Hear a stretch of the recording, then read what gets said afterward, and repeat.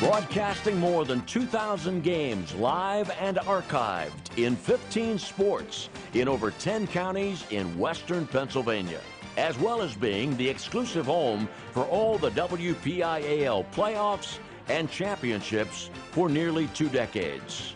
Anytime, anywhere, always there. We are the new Trib Live High School Sports Network.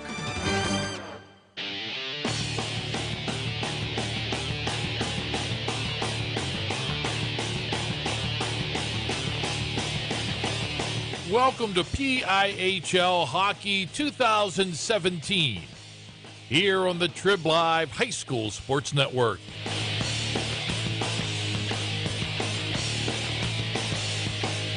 High school hockey at tribhssn.triblive.com is sponsored by UPMC Sports Medicine, by Carlow University, by Dollar Bank, by AstroTurf, by Chick-fil-A Robinson, by WQED, and by Trib Total Media.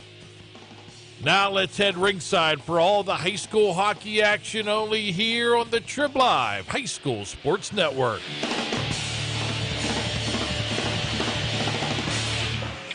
Good evening and welcome to continuing coverage of the 2017-18 PIHL High School Hockey season here on the Trib Live High School Sports Network. As tonight we bring to you a Class 2A battle between the homestanding Hampton Talbots, the visiting Upper St. Clair Panthers. I'm Sean Meyers alongside Josh Rowntree here in Valencia at the Frozen Pond Arena. Josh, it's still pretty early in the season, but both these teams have kind of had up and down campaigns, looking to get back in the win column here tonight. A matchup of two teams that certainly have high aspirations, but will have to play a lot better from here on out. Yeah, absolutely. You have this Upper St. Clair team 3-3 overall in the year. They make the drop from AAA to AA. Of course, a few years ago, the PIHL, with their realignment structure, they are taking win-loss percentage combined in a formula with PIAA school enrollment. And they come away with their classifications. Because of a couple of poor seasons for Upper St. Clair, they end up now in Class AA, and they're under fourth-year head coach Ray Conway. That 3-3 start we mentioned, three really good wins at the beginning of the year. They beat Mars, quality win there. They handed Mars their only loss of the year. Then they beat Armstrong, put up 9 goals in that game. Then they beat Shaler 6-3. So the goals were coming in a rapid pace those first 3 games. Then boom, October 26th hits. They lose the Franklin Regional 6-2. They score 1 goal against Quaker Valley in a 4-point loss, and then they really struggle offensively against Baldwin, losing 2-1 in that game. A game they think they should have won. So 3 wins to start the year, then 3 losses coming into this, and now they're kind of at a crossroads here where they're going to go up against a pretty good Hampton team here on the road. Talking to Coach Conway, it seemed like that loss to Baldwin really stung for Upper St. Clair. It's a team that a year ago in the highest classification won just 3 games, already has matched that win total. And they have 2 goalies that kind of rotate, and tonight it's Anthony Petito that will be between the pipes. Yeah, Petito's going to get the start 2-2, the record on the year, 13 goals allowed, a .385 goals against average. .809 the save percentage, not quite as strong as Jonathan Blyer, the other guy they're going to put in the rotation. He's 1-1, .304 the goals against, .922 the save percentage. So the number's a little bit better in favor of Blyer, but they've kind of used them in a rotation. They sort of wait until the last moment before the game to tell them. In fact, when we talked with Coach Conway, he told us that the guys didn't know who was going to start yet, so they like to sort of wait on it, but it will be Petito in net tonight. Both guys are seniors as well, so there is some goaltending depth, at least, with the Panthers. On the other side, for the Hampton Talbots, a team that finished second in the AA East classification last year with an 11-5-3 mark. So far this season, kind of a similar story to Upper St. Clair. A strong start, including defeating Franklin Regional, a team that captured the 1A championship a year ago in the season opener. But Hampton's not been as good lately, according to head coach Dave Anderson, and he pretty bluntly said some of his star players have to perform better. Yeah, there's 2 wins to start the year, and impressive ones. Franklin Regional, that's a big win. Quaker Valley, always a strong win. They had that loss against Mars, though, in a shootout. We talked a little bit with Coach Anderson about the shootout loss, and not a big fan of the shootout system. Of course, that's a new policy now in the PIHL. That's a pretty big change from last year, and he said that they're still in a pretty good spot, he thinks, but at the same time, I think they're looking for a lot more improvement. I actually saw Hampton play last week. They took on Latrobe, they were at Latrobe, at Kirk-Nevin. They had a 3-2 lead going into the final period, gave up 3 goals down the stretch, and ended up coughing up that lead and losing that game. So now they need to bounce back. It's a big test. And, the way that the structure works, they don't play again for another 2 weeks. So you lose this one, you have to sit on it for 2 weeks. That can be tough for a high school kid to not be able to go out there and redeem themselves and have that sort of carryover for a 2-week stretch. So this schedule stretches everything out really, really deep into the winter and then even into the spring a little bit. So getting wins certainly will be key, not only for the win column, but also for morale for the team as well. We had mentioned Upper St. Clair has kind of split the goaltending duties. A lot of teams like to do that early in the season. Same case with the Hampton Talbots. This will be game number 4 tonight for Connor Andrews. Jacob McGee, who's a really outstanding sophomore goaltender, not with the team tonight. So Andrews, a senior who was not on the varsity team last year, gets the call in net.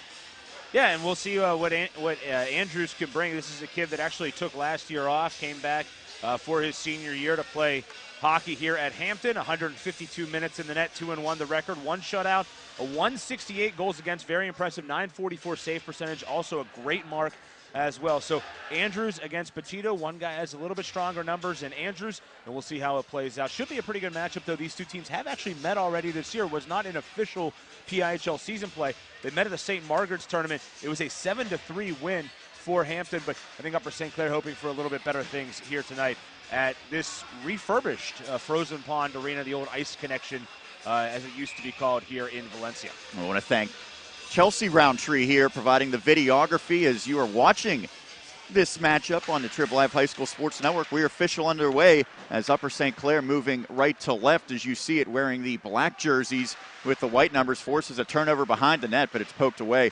Hampton wearing the white jerseys with the blue numbers as a long shot never makes it towards the cage as the Talbots the first team to it, but not able to clear the zone. And now Upper St. Clair trying to get it back to the point with Daly. He pushes it forward in a battle along the near side boards. Now it squirts out in front, and a second clearing attempt will allow the Talbots to get it out as Justin Adamski enters the zone.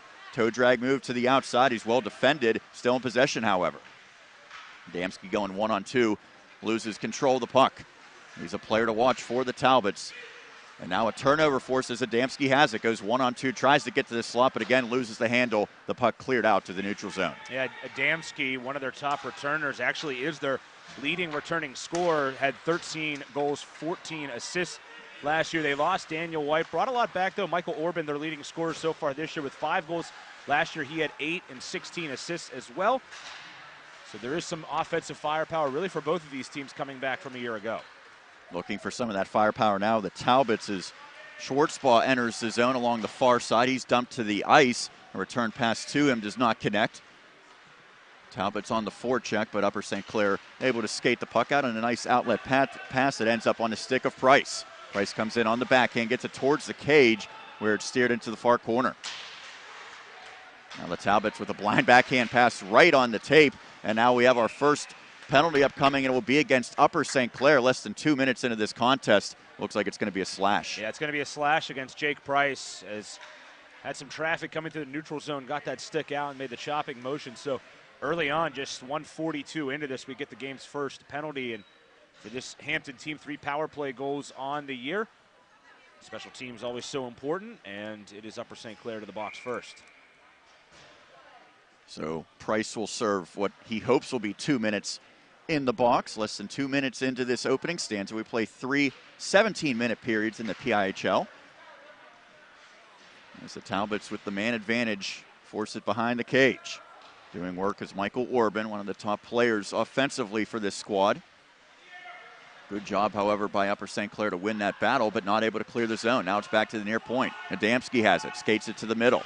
Directs a shot towards the cage, lunging over to make that save is Petito, and probably the biggest challenge wasn't the shot, but being able to find it with some bodies in front.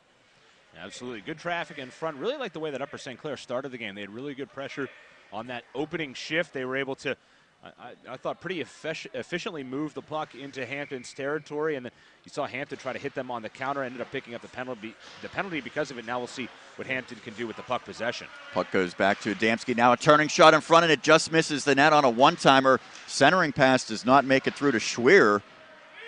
Good opportunity for the Talbots, but couldn't get a shot on net as a result. Now Upper St. Clair behind the net, trying to get it out of its own territory. Not able to do so initially. Adamski keeps it in. Near side boards. Orban has it. Gets it to Adamski up top from the point. Slap shot, that one misses high. Orban on the rebound, but he's knocked off the puck. Upper St. Clair now able to clear it out and could have a 2-on-1 opportunity developing. As a centering pass in front, but it goes off of the stick of the intended target, Galamis, and she was going to have a wide open opportunity, Josh. Yeah, MK Galamis, a Division I player, going to go play at Mercyhurst. Now the Talbots get it back in front. One opportunity and a save before the second shot was taken, as Petito able to get out there and corral that one. As we've seen opportunities both ways on this man advantage. Now still 43 seconds remaining. That's a great save by Petito as he got low to the ice, got the glove over, and looks like he got the glove on it with that left hand too. Big save there. That's one that they needed early. Good opportunity back the other way. And for Hampton, you have to be careful of that, mindful of that. A shorthanded chance. Upper St. Clair has one on the year. Maglio doing a nice job keeping the puck in the zone for Hampton. Goes back to the point, now to the far side with the circle. Commendator can't keep it in. It goes the length of the ice where Andrews leaves for a teammate. Connor Andrews, the senior netminder for the Talbots. He'll come out and play this one once again. Down to just 15 seconds remaining on the man advantage for Hampton. Now nearly a turnover in front. Good offensive pressure that time in the zone by Rorick, and now Talbots come the other way. Skating behind the cage is Schwartzbaugh, still in possession. Tried a centering pass that goes past everyone as Upper St. Clair back to even strength. Still no score in this opening period. We're just about 4 minutes in. A nice look at the net one time for Hampton, but a pretty strong penalty kill for Upper St. Clair. Big start. Let's see if they can maybe turn that into some offense. Giacobbe enters the offensive zone. Blind pass in front, and it leads perfectly to a one-time opportunity and a goal for Michael Daly. It came right on his stick. A beautiful blind pass. It's 1-0 Panthers. Oh, and it sure does. They get the big penalty kill at one end, and then the blind backhand pass. John, good call on that by Giacobbe, and right on the doorstep was Daly. Looked like he may have roofed that too, right over Andrews to make it 1-0 Upper St. Clair. Big early strike here after that massive penalty kill. Upper St. Clair on the board first. So Daly gives his team the 1-0 lead with 12:56 left in this first period of play. Sean Meyers and Josh Rowntree here on the Trib Live High School Sports Network. Thank you for tuning in to this video broadcast here tonight from the frozen pond. As Price slaps it into the offensive zone where his teammate McQuaid has it along the far side. Now it goes behind the cage. To the near side, Upper St. Clair trying to add some momentum here after getting the first goal of the contest. Comes back to the near side point where Goodman keeps it in, and it's towards the cage, making the save and holding on. Andrews for the whistle. For Daly, that is goal number 2 on the year. And Giacobbe, who is their leading point producer, assist number 5, 12 points on the year already for Quinn Giacobbe. I said it was a blind pass, and I was saying that because he wasn't looking that direction, but I'm sure he certainly knew where Daly was and put it right on the mark. As Upper St. Clair has it below the goal now. Centering pass doesn't make it through. Second chance, squirts back out to the point where it's kept in by the Panthers. Now far side shot goes wide of the cage. Hampton having a hard time getting out of its zone right now. Upper St. Clair is swarming. Comes back to the far side point. That shot never made it through from Saleo. Now the Talbots have it. Not very clean on these outlet passes, although this time Schwer is able to get it on the back end. It's going to lead to an opportunity, but the pass for Kaprivnikar broken up. Colin Baker tried to dish that across, a little one-time pass. That nearly worked out to perfection. That would have been terrific. Nice pushing it in deep is Goodman for USC. Delayed offsides as now the Panthers have touched up. Schwer plays it up to center again. He's made a few nice passes. This time he gets right to his teammate Kaprivnikar. Evan Kaprivnikar enters the zone. He's knocked off the puck, but Hampton still in possession. Now a turning sharp angle shot that time for Colin Baker is saved by the goalkeeper Petito as he hangs on. Pretty good jump here by Baker so far. Has a goal and an assist so far in this early season, and he's made some things happen. Nearly had that great dish right down the middle and then a little wraparound opportunity there. Almost was able to connect again. Like the way so far that Anthony Petito down to our right has played this game. It's looking strong. According to the shot clock, 3 shots so far for Hampton, just 1 for Upper St. Clair, but it was the goal for Daly. It's 1-0 USC. Behind her cages, Galamis for the Panthers. Nice job skating this one out for Upper St. Clair and McQuaid. McQuaid's forced off the puck because of a double team, however. Now he comes right back, but his turning shot doesn't make it through. Backhand, but Price able to intercept, takes it into the slot. Now backhand shot by McQuaid, loose puck. Scramble for the rebound, and getting the glove on it for the whistle is Connor Andrews. But another golden opportunity for Upper St. Clair. Yeah, it started with the intercept by Price up top, and seen him make a couple of plays so far. The penalty, though, as well. But bad turnover there by Hampton, and nearly led to a great opportunity for Upper St. Clair. And I like what I've seen so far of MK Galamis, too. Mary Catherine, she, as we mentioned earlier, is a D1 recruit on the women's side of collegiate hockey, going to go play at Mercyhurst. And she's been pretty active so far. We see her back now on defense, but had a pretty good scoring chance earlier. As now Orban comes right at her and drags through her legs. Orban in, and I think getting a piece of that one was Petito on a great opportunity for the Talbots. The skill of Orban on display. Now it squirts out. Iverson keeps it in on the backhand for the Talbots. Down low to the near side boards. Back to Iverson at the point. That shot redirected and missed wide of the cage. It looked like Schwartzball was able to get a stick on it, but couldn't get it on the keeper. Now the team's doing battle behind the net. Pass intercepted by the Talbots on the clearing attempt. First shot doesn't make it through. Orban, a backhand pass. And scrambling out of the cage now is Petito trying to recover. Finally, he's back in position. Right now, Hampton tenacious, forcing turnovers. Another puck in front that was redirected. The Talbots have it. Iverson calling for it at the point. Instead, it's a turning shot right on the goalkeeper from Michael Orban. Hanging on for the whistle. That time was Petito. Commendator with a nice look right at the side of the net. That right side nearly was able to get a backhander on it and steer it wide, but was not able to connect. And then you see Orban there, that sniping ability, decided to keep it on his own and just ripped one. And the Panthers try to go D-to-D behind the cage, but the pass a bit errant. Coming out for Hampton with it is Evan Kaprivnikar, but he can't take it much further. Talbots force another turnover. Tough angle shot, that's saved. Rebound loose, diving is Petito as the puck squirts through the crease. Now a far side slap shot, redirection in front, opportunity, and it's a goal for the Talbots. It looked like it might have been Schwerer on the rebound opportunity on the backhand, as Hampton has equalized this contest.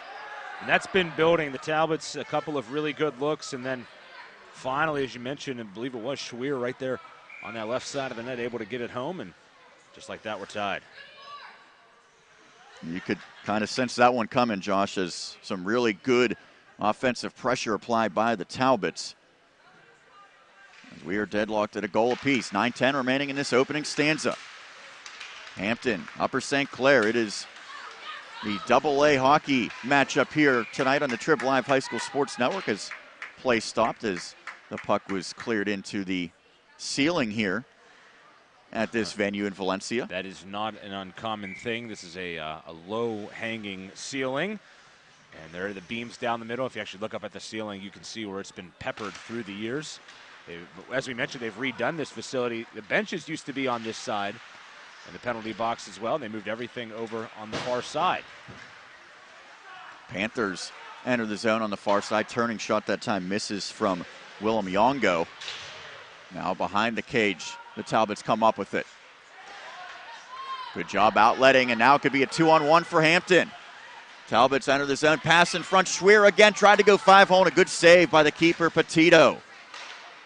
Puck comes out of the zone momentarily. Senior Anthony Petito has been heavily tested in the early going and made a marquee stop there. That was a great setup by Evan Kaprivnikar as well. A good dish over, but Petito again sliding over, making a big save. You get the feeling early on that we could be in for a bit of a shootout here tonight. Maybe not literally, as we Hampton now certainly have. hopes not. Well, the other interesting thing you mentioned, it goes to a shootout. Prior to that, they do the 3-on-3 NHL style overtime as well to really open things up. And really, that's something that Coach Dave Anderson said, we're not going to practice it for the most part. We're just going to put our best skill guys out there. Hampton shown a lot of skill about halfway through this first period. Is another opportunity in front, a turning shot, swallowing that one up and getting the whistle is Petito. Yeah, good pressure there by Jonathan Ventura. He has 3 goals on the year and was able to chip that puck up in the air and then settle it down and get a little shot off. But Petito, another quality save. Shots now 8-5 in favor of Hampton. Upper St. Clair wins the draw, and along the far side of the boards, Rorick has it. Now he lofts a pass that goes through everyone to the far side. Icing is waved off, and it's the first player back is Hampton's Milchak. Turning shot from the far point. That one misses wide of the cage. Sean Meyers, Josh Rowntree on the call. Gallo misses shot. That one redirected in front, just missed. Now the Talbots have some time to dump it out, and we'll get it outside to the neutral zone. It's quickly turned right back in by Pullett. Now Pullett giving chase, but the Talbots able to diffuse that pressure. Skating it up through center ice is Milchak. He enters the offensive zone. Turning shot misses. Off for the boards, and now Upper St. Clair has it. The Panthers over skate, could be a turnover. But a good job getting back to the puck that time to help out by Jacoby. And now the Talbots will be able to skate it up. Bad pass, however, as Daly keeps it in. Hampton's had some really good breakouts and some really unforced errors from that same position of the ice. It speaks to the inconsistency that we heard from Coach Anderson as this one's whistled on the offsides with 6:35 remaining. Period number 1. It is 1-1 between Upper St. Clair and Hampton. They have given the goal to Luke Schweer. The assist goes to Roman Kaminsky. So for Schweer, that is goal number 5 on the year, ties him for the most on the team. Panthers force a turnover. A turning shot hits the outside of the net from the far side. And now Ryan Bates, the captain for Hampton, skates it into the offensive zone along the near side of the ice. The goalkeeper Petito played it out. Trying to make a move in the neutral zone, McQuaid, but he's not able to complete that move. And now a big collision at center ice as Adamski went down hard. He's right back on his skates and drags it into the offensive zone. Yeah, Adamski and Price went knee on knee, and I don't think Adamski liked the play by Price. Maybe stuck his leg out just a bit, but it did not get called. Price goes 1-on-4 into the offensive zone and actually retrieves the puck. Centering pass held in momentarily, and then Price gets it deeper as Meglio takes a shot at Price. That's going to draw a penalty, it appears. It went a bit high on Price and maybe some retaliation or something of the like. Meglio going to pick up the penalty. And I think that certainly looked to be the case there, Josh, as Meglio maybe keeping a good memory from that earlier hit. Draws or takes the penalty.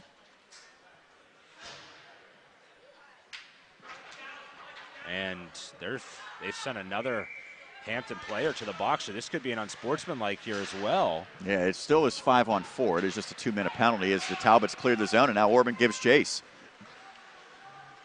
Lost his edge momentarily. That allows Upper St. Clair to keep possession.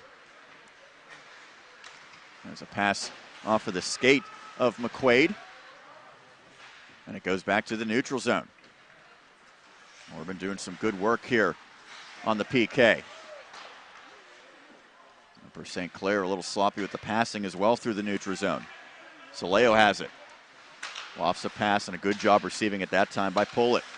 Pullett can't keep it, however, and clearing it back is Kaminsky on the backhand. 45 seconds have elapsed in this man advantage for Upper St. Clair. Nice work in the neutral zone by this Hampton team right now, clogging it up pretty well. Skating into the zone, pull it along the near side. Talbot's the first team to it, but can't clear the zone initially. Battle along those near boards. Pullett comes up with it. Now skates across. Far circle, connects with a teammate. Back to the point. Daly plays it down further. Now across to Soleo. His turning shot partially redirected. Upper St. Clair still in possession. Less than 40 seconds left on the man advantage. Now a turning shot doesn't make it through. Good job by Hampton keeping this attack to the perimeter.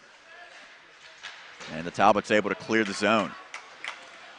So that penalty, Sean, on Meglio is for head contact that draws an automatic 10-minute misconduct in it as well.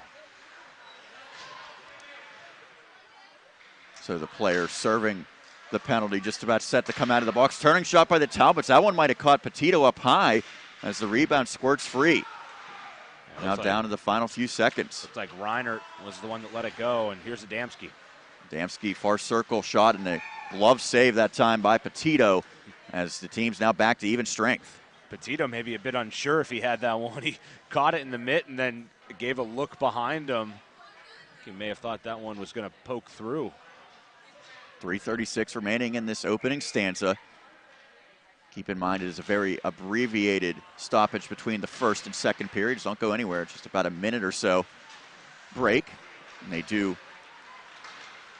bring the Zamboni out between the second and third periods. There's a collision behind the play and some contact. This team's starting to get physical. Talbots come the other way. Adamski, a great move. Backhand just misses the cage.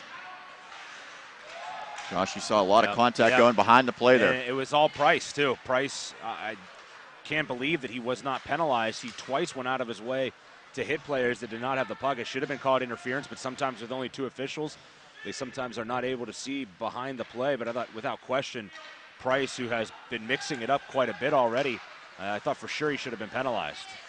Adamski breaks up a pass, then applies a check, knocking down Upper St. Clair's McKeever. Now a turning shot. Looked like he was going wide by Price, and the goalkeeper, Andrews, grabs it. Then, instead of getting the whistle, plays it to a teammate. Evan Kaprivnikar comes 1-on-2 into the zone. Now pulls it back. Looking for a pass across. It goes through everyone. Hampton keeps it in momentarily. Now it's towards the cage. Kaprivnikar tried to get in the backhand, but couldn't corral it. Turning shot from the point by Iverson misses. Now to the far side point, and it's out of the zone. It was nearly a break opportunity for Sweet. Sam Sweet, a call-up that does not have any points this year, is just inches away from taking it. Some of the Talbots said that puck hit them on the bench, but play continued. Officials must not have seen it. Now Kaprivnikar racing to get it out. Keeping it in, however, is Soleo. That one did get up and hit a player in the bench, so there certainly will be a stoppage there. And these officials trying their best, but it is hard to see everything out there on the ice, especially behind the play. Well, it's always interesting because we have two-man crews in the regular season, and then we go to 4 in the offseason. And sometimes 4 seems to be a bit much at times. Sometimes officials tend to get in the way when there's 4 of them. And I don't know if there's a way to have 3 officials out there, if that's possible. But yeah, the NHL did it for many years. Yeah. As this one comes in front, but not able to corral it, was pull it as it goes into the corner. 1:45 remaining in this first period. Still deadlocked at a goal apiece. Now in front. Not able to find the puck, Andrews, but he gets the whistle. Yep. Andrews had no idea where that puck was. I don't think it ever made it to the back of the net. You can see that Giacobbe is not pleased with it. That he thought was an early whistle there. He was hacking at it a couple of times, but a couple of good saves by Connor Andrews. Offensive zone draw for the Panthers from the near circle. It's won by the Talbots. A great job by Orban winning the draw, then dragging it past a couple of players for Upper St. Clair. Now he has it on his stick, enters the zone with some speed, but it's knocked out of his possession. And allows Upper St. Clair and Giacobbe to push it towards the cage. Hanging on this time for the cover, the senior goalkeeper, Andrews. Well, you can tell Michael Orban why he has 7 points on the year. It looks like he has a tremendous amount of skill, really good speed as well, and keeps his composure. He got a nice shot off, a couple of nice shots off earlier in this one, a couple of shots on goal for him so far, and he's a player that can definitely fill the net, so look out. Puck behind the Talbots net. Hampton able to get it out along the near side. Orban comes in, could have a 2-on-1 opportunity. Takes it himself and he scores. Michael Orban, that time he used Schwartzbaugh as a decoy, and he was able to go one-on-one, beat the goalie Petito. It's 2-1 Talbots. He's making me look good because Michael Orban, again, that skill right down the right side, and he was able to just find a little bit of room up over the left shoulder of Anthony Petito. And you do not want to leave Michael Orban alone against just your goaltender, because more times than not, he's going to beat him. And great snipe right there, 2-1. That goal coming with just a minute and 3 seconds remaining in this opening period. Sean Meyers, Josh Rowntree on the call. Chelsea Rowntree manning the camera here tonight from the Frozen Pond Arena in Valencia. It is a double-A matchup between these teams.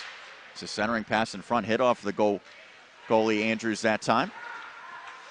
Now that one ricochets and it took a weird bounce. That's because it hit one of the protective pieces guarding the glass right by the Talbots bench, which induces the whistle. Talbot's bench behind it is Dave Anderson, his second year at the helm, a graduate of Mars, so a great hockey background. Obviously, Mars a terrific program, and now in his second year leading what is always a very strong program at Hampton. They're solid year after year. Last year, 11-5-3 the record. They finished second in the Eastern Division. They lost to Quaker Valley, though, 5-4 in their first playoff game. 20 seconds remaining in this first period. Talbots had a partial 3-on-2, but a good job breaking up defensively for Upper St. Clair, that time by Price. Now turning shot misses the net. Down to the final 10 seconds in period number 1. Talbots looking for one last opportunity. The pass goes through everyone as intended for Reinert. Overskates it. Now he picks it up, but it'll be slapped down the length of the ice, and that'll do it for period number 1. After the first 17 minutes, it is Hampton 2, Upper St. Clair 1. You are watching and listening to PIHL Hockey 2017. It's here on the Trib Live High School Sports Network. The team at UPMC Sports Medicine doesn't just rebuild wrists and knees. They build better athletes. Athletes at every level who want to get stronger and faster and prevent injuries. Fact is, no other sports medicine program in the region is more experienced when it comes to treating, training, and inspiring athletes. UPMC, the official healthcare provider of the Penguins, Steelers, and you. Find out more at upmcsportsmedicine.com. People ask what drives me. It's the respect I have for my opponents, the trust I have in my teammates, a coach who treats me with dignity, and a university that has faith in me on and off the field. That's what keeps me focused, why I practice harder, play my heart out. I play to win. I play for Carlo. Tell us your story using #WhatDrivesYou. Carlo University is a proud sponsor of the Trib Live High School Sports Network. This is the Trib Live High School Sports Network. Sean Meyers, Josh Rowntree here in Valencia at Frozen Pond Arena after one period of play. The homestanding Hampton Talbots leading 2-1 over Upper St. Clair as the Panthers in the black jerseys enter the offensive zone. Turning shot and a good save that time on the opportunity by Pullet. Upper St. Clair scored first. Michael Daly the third on a beautiful feed in front by Quinn Giacobbe, but two consecutive goals by the Talbots. Luke Schweer and Michael Orban has Hampton in the lead. The assist on the Orban goal goes to Jason Reinert. Reinert with the assist. Both teams 0 for 1, by the way, on the power play in that first period. Shots were 10-9 in favor of Hampton after the opening stanza. It's a battle for the puck. Good job that time by Hampton's Milchak as the puck squirts in front of the goalkeeper Andrews, but never made it on net. Now back out to the neutral zone. Glad that you are watching this broadcast here tonight on the Trib Live High School Sports Network, the first of two high school hockey games we will bring to you. Second one will be a 3A affair, AAA between Plum and Butler. Slated to take place at around 9:10 as Upper St. Clair having a hard time clearing the zone. The Talbots enter, walk it into the slot, but the shot never made it through on the attempt. That was Adamski who tried to get there. Now a shot from the near side, and that one's corralled and held onto by Petito. Minute and 9 seconds elapsed in this second period of play. Upper St. Clair dropped down from the 3A classification last year. Just 3 wins, 16 losses, and 1 tie. Finished in 11th and last place, obviously missing the playoffs. The Talbots were one of the better AA teams a year ago. There's a tough angle shot. Squirts out in front. Big rebound left that time by Petito. But ultimately, the Talbots not able to take advantage. Now a turning shot misses badly by Willem Yongo. Hampton the first team to it. Now it's played out to the neutral zone. We have a whistle.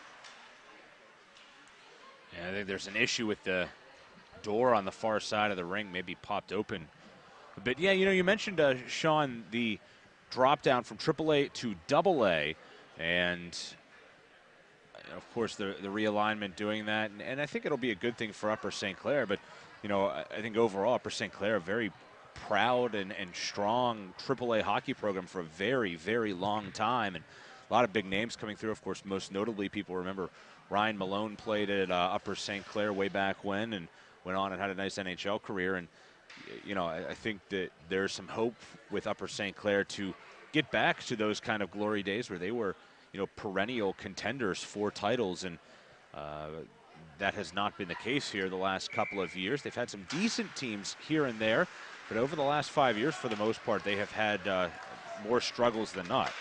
Orban, one of the goal scorers, enters the zone for Hampton. He's double teamed. There's a battle in the near side corner. Comes back to right at the point. He plays it down low. Now Orban behind the net, moves out of the way of a check, but loses the puck in the process to Manalo. Manalo skates it out. He'll get it deep and give chase. Behind the net, occupied by Andrews. Now Hampton with good support as Commendator had it. Moves it up to center ice. Upper St. Clair plays at the length of the ice. Will it be an icing? It will. So that'll lead to an offensive zone draw for the Talbots early in period number 2. Yeah, pretty good flow to this one so far. Both teams with a decent amount of scoring chances. You mentioned the shots, 10-9 in favor of Hampton after a period. For Upper St. Clair, their last time out against Baldwin, there were 99 shots total in that game. They were outshot 45-44. Baldwin had a couple of quick goals in the second, as Upper St. Clair had been winning 1-0, and then they just could not come get that tying goal. Big check by Kaprivnikar, Evan Kaprivnikar behind the net. And there's a man down. I believe that's Tyler Hulbert. It is on the ice and slow to get up. It was a huge check by Kaprivnikar, and Hulbert just kind of went in awkwardly, and we're going to bring some medical assistance out for him. He gets back up, and good to see him skating off. That was a nasty collision. Good to see the sportsmanship, too, by Hampton as he comes off the ice on the stick tap. Not dirty, just kind of went into the boards awkwardly, and you see him kind of stretching his neck as he comes off the ice. Certainly that is not something you want to see, and would imagine they'll probably have a trainer go down and look at him. Yeah, they're going to take him right into the box and have him checked out. Of course, anything head, neck related, they're going to basically put you in concussion protocol. It's really good measures that the league and local youth hockey have taken to prevent concussions and kids playing with concussions. As Reinert's shot redirected in front, just misses the cage. I think Schweer got a stick on that on the way through. Hampton behind the net now. It's wrapped out. Now a loose puck, squirts back out to the point. Turning shot, that one deflected high. Talbot's already leading, trying to add to that lead. Good job keeping the puck in there by Reinert. Just before it came out of the line. Now it's back to center ice where Reinert has it along the near side. His spinning pass is intercepted by Price, who dumps it deep. Talbots have a hard time getting it out initially. Now the second effort works. There's another big hit behind the play. Talbots enter the zone with some speed. That's Price again. Big hit on a guy that was skating with his head down. Price went for the big collision. There he goes with another one right there. Looked like Evan Kaprivnikar avoided most of that contact, however, as it's back out to Baker in the neutral zone. Colin Baker, far side. Shakes off the defensive efforts of Daly that time. Now it's cleared out. Reinert again from the near side. He'll just slap it around the boards. And Jake Price, the defenseman, has been active early physically as this puck is going to be swallowed up here by Petito. Price has had a couple, I think, of somewhat questionable collisions to this point. And looking over into that penalty box on the far side where Tyler Hallward's getting medical assistance, it looks like he is going through concussion-related tests right now. They are doing a little bit of exercises with him, having him talk and say some things. Looks like he has a smile on his face. Looks like he's okay, though. And obviously we'll wait and see. Centering pass comes back to the point. Wright keeps it, and he misses everything as it hits off high off the top of the glass. Now back to the near point where it's pushed further by Wright. Venture, his shot redirected in front on a rebound and a sprawling save that time by Petito. He couldn't handle the first one cleanly, led to a great opportunity in front, and he had to dive to make the save. I believe that was Kahalik who had that chance. Yeah, that puck looked like it hit up off of the pad or the stick and went popping up in the air and over his left pad. And Ryan Iverson out at the right point, right in front of his bench, had his arms and his stick up in the air. He thought that was going in the back of the net. And a good job by Petito to regather himself and get to it. Talbots have now generated 16 shots early in period number 2. Good offensive pressure that they've applied. Into the offensive zone goes Kahalik. He's double teamed and loses possession. Upper St. Clair goes D to D, however, behind the net, and that's going to lead to a turnover. Talbot's really starting to control the play here. Good defensive effort that time by Galamis. Now behind the cage, Hampton's Ryan Kaprivnikar with it. Leaves off for a teammate. Shot from the slot, never made it through. Now it's cleared out. Giving chase the other way is Goodman for Upper St. Clair. He comes 1-on-2. Excuse me, that was Jacoby.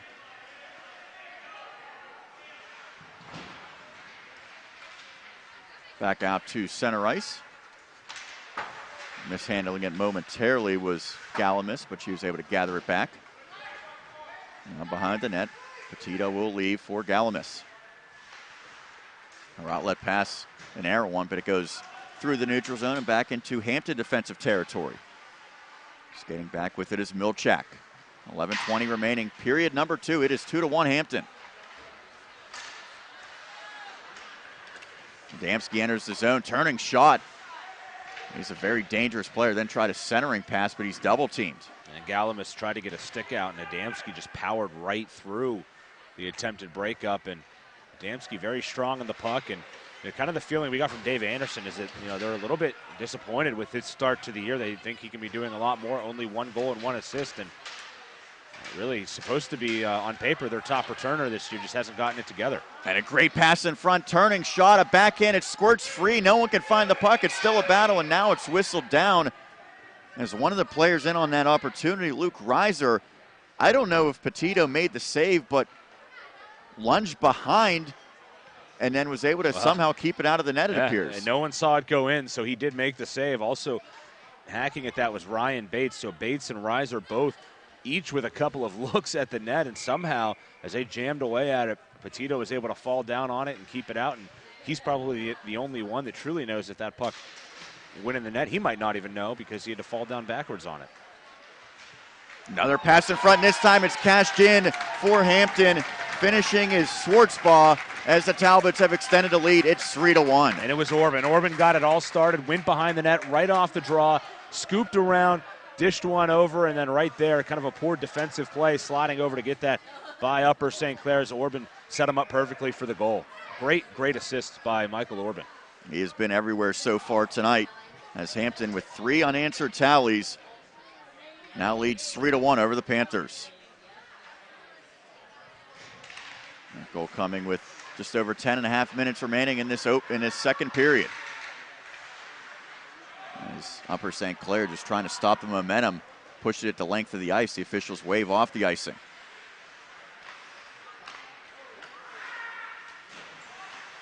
Now getting it deep again for Upper St. Clair is Goodman, and puck played illegally. It'll be an offensive zone draw now for the Panthers.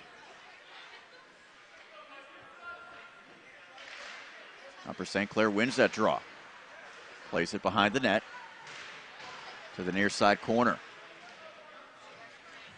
The team's battling, and the Talbots come up with it. Just seems like right now, Josh, for the most part, Hampton is winning the one-on-one battles. Yeah, they are. They have taken control since that early goal. A great response. Here they come again. It's Schwartzbaugh, the goal scorer, who enters the zone. Now Wardman behind the cage. He wins the physical battle. Meglio at the near point. Turning shot, misses wide.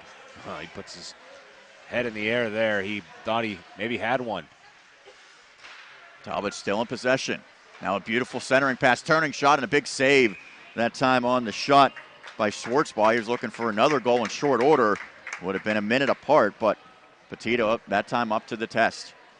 You know, the one thing that's impressed me with Hampton is, you know, obviously Orban's been in on a couple, but really kind of balancing out. We've seen Reiner involved, Schwartzbaugh, you mentioned the goal, and Schwier had the goal earlier, Kaminsky an assist. So really a lot of guys spreading it out. I mean, obviously I think Orban is, you know, their top guy, and Schwier's a pretty terrific player as well. And Adamski, they're, as we mentioned, trying to get him on the score sheet a little bit more. But, boy, they are a pretty deep team. These three lines that they can roll, they can get scoring really from all three. Baker tried to go forward with the draw. It was broken up, and then the puck squirted through the crease. Now Reinert has it. Moves it to the opposite point. Bad pass that time, however, by the Talbots. Allows Upper St. Clair to play it back to center ice. Orban gets the only assist on that. By the way, talking a little bit about Adamski, he was considering the opportunity to go play amateur hockey, decided to stay with the Talbots, and his head coach really gave him great praise before the season, saying he was somewhat of a legend for Hampton hockey. Maybe that's why the expectations were so high, and he didn't really question the effort of Adamski, but simply the production on the offensive side, which I'm sure at some point will increase. As Upper St. Clair trying to do something here to get a little bit of mojo back. Not able to get anything in that offensive possession as the Talbots come the other way. Baker comes in on the backhand, squirts in front. Good save that time, point blank by Petito on a great opportunity by Baker. All of a sudden the shot total really starting to rack up in favor of Hampton. It's now 20-10. Well, it was nearly a breakaway opportunity by Giacobbe, but he couldn't handle the puck cleanly. Now he skates behind the net, centering pass in front. Talbot's the first team to it. And now Hampton has a chance the other way. Kaprivnikar couldn't find it initially. Now he does. Takes a shot high over the cage. Might have been able to find a streaking teammate if he looked up. Yeah, he had Reiner coming down the left side and had him open. Now backhanded, great kick save. Second opportunity and a point-blank save again by Petito. That first kick save, Josh, was really incredible. Despite allowing 3 goals, he's making some top-notch saves. Yeah, and it was kind of a change-up on him. There wasn't much on it, and he was sort of falling away, almost falling into his own net backwards, and he just got the left toe out and was able to keep it alive. And part of the problem with that is he was able to keep it alive right to an opponent who then put it on the net, but he was right there to make the save after collecting himself. And really, you know, for the most part, I think he's actually played pretty well, Anthony Petito. He just hasn't really been helped out by his defense.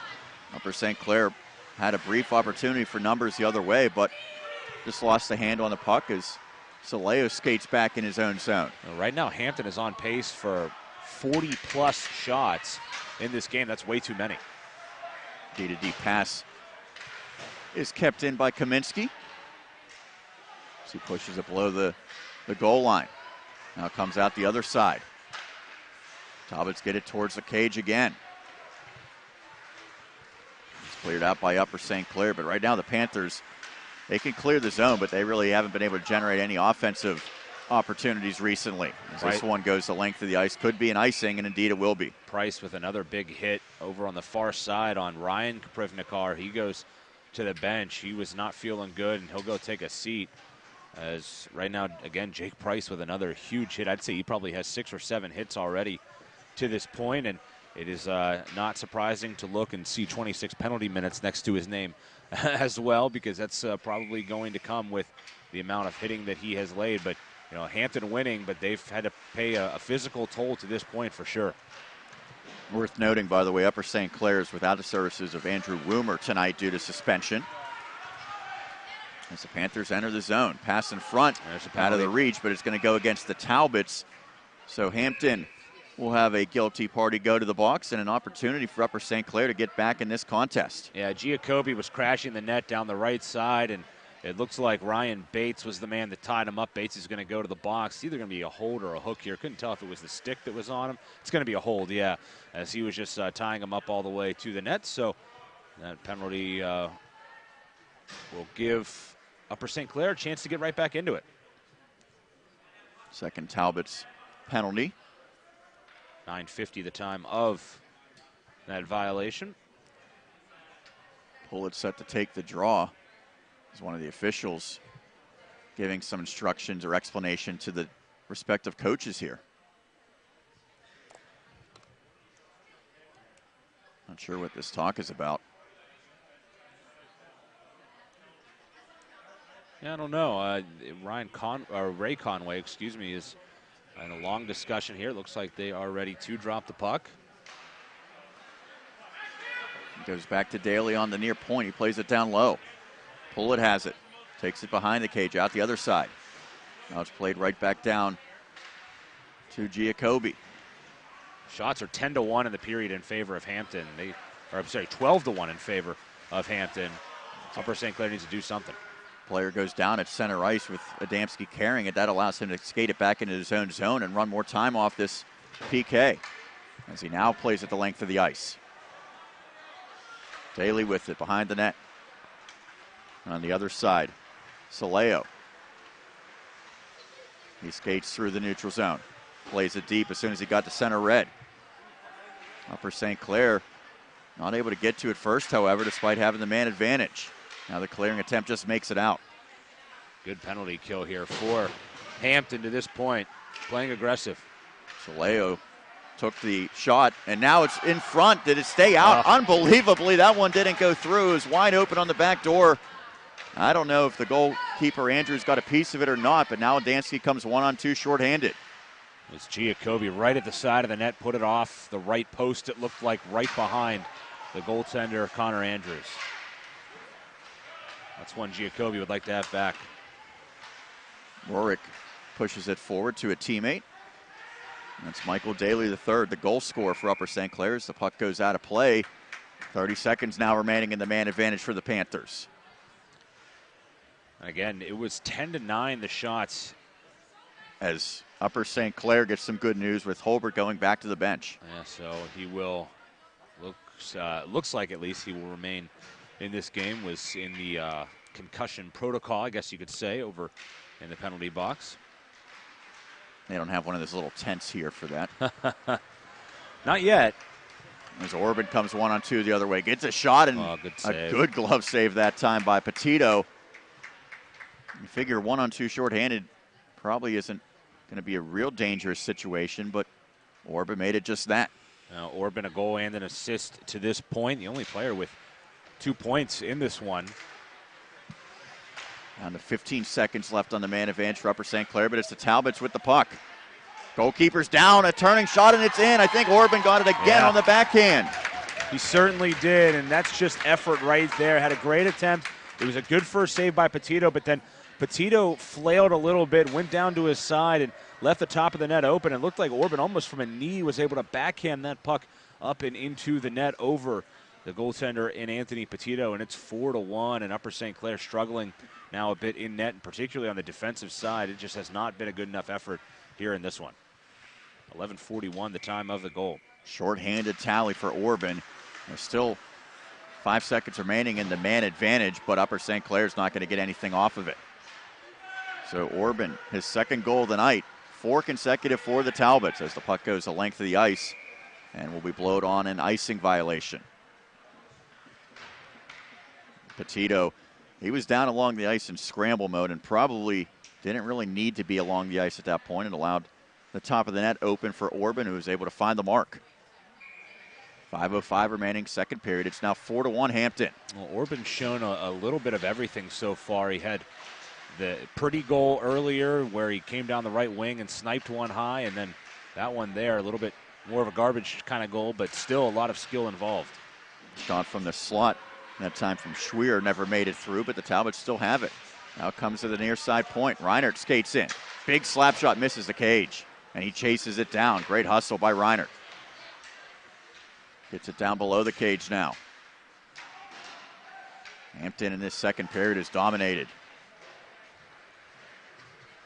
First goal of the game came for Upper St. Clair, courtesy of Daly, but it's been forced right by the Talbots as another icing. Schwerer, Orban, Schwartzball, and Orban again to stake the home team to the advantage. And again, 15-2 the shots here in the period. I thought it was pretty even that first 17 minutes, but after the first, whatever adjustments Dave Anderson made with his team, they have paid off in a major, major way. And I think really they're using their talent at depth to their advantage. There's a feed. Backdoor does not connect for Hampton and Commendator. The Talbots still have it. Trying to keep it in at the point, but the Panthers able to get it out. Now an opportunity for a breakaway for Upper St. Clair, and a great save. That, I believe, was Rorick with the chance. Yeah, Rorick right down Broadway. Could not finish. Big save by Andrews. Now the Talbots come the other way with a chance. The puck squirts in on the goalkeeper, and Petito able to cover up. What a big swing. That could have nearly been for Hampton to get that save at one end, and then a great chance on a breakaway at the other end. Sometimes you see that a team gets a breakaway, particularly at this level, and everybody kind of crashes in, hoping to follow it up, and nobody hangs back, and it leads to a chance the other way. There's the Talbots, a turning shot. Great pad save, and we're going to have a penalty upcoming against Upper St. Clair. We have seen Petito make two unbelievable pad saves to make sure the deficit is not even more significant for his team. Yeah, it's Rorick. He's going to go to the box for a cross check, just knock the man down on that turning shot from behind, and he will head to the box. 13-16 the time of this one. And Hampton heads back to the man advantage, their second of the game. Upper St. Clair now 0 for 2 with a shorthanded goal allowed, by the way, on their power plays. Offensive zone draw from the near side for the Talbots. And Hampton wins it back to the point. Reinert has it. Now skates to the center point. Goes to the far side. Back to Reinert. He plays it down low near side. And it's going to be a penalty upcoming against Hampton, as it looks like the captain, Ryan Bates, is going to go to the box for a trip. Well, we'll play 4-on-4 here for quite a while, minute 45, in fact. On the goal by Orban, Justin Milchak picking up an assist, the only assist. So 4-on-4 hockey, an opportunity for some open ice for these players. It will be a very abbreviated power play at the end for Upper St. Clair, a 15-second power play. And as the Talbots get it deep. Bates, the guilty party, in the box. The captain of this Hampton team had a good 2016-17 regular season, but came up a bit short of expectations in the playoffs in the first round loss to Quaker Valley.